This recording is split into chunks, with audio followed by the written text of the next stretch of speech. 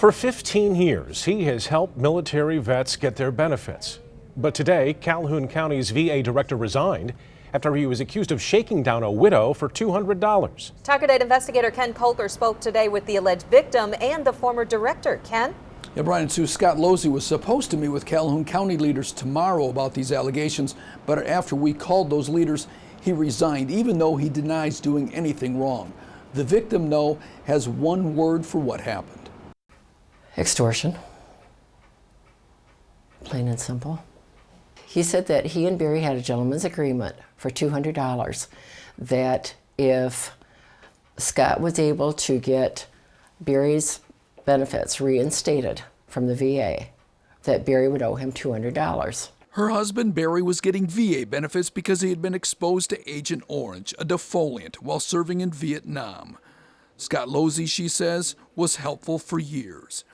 She says she last met with Losey on December 23rd, just weeks after her husband died of cancer. And as he stood up, he said, and you know, Phyllis, he said, if you want to write that check for $200 to me, he said, that would be all right.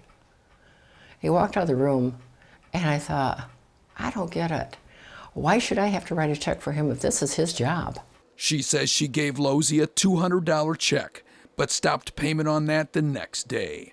I couldn't believe, I mean, it was like being raped and having the guy say to you afterwards, gee, are you okay with that? Ken Kolker. Scott Losey. Calhoun County leaders placed Losey on paid administrative leave last week before he resigned today.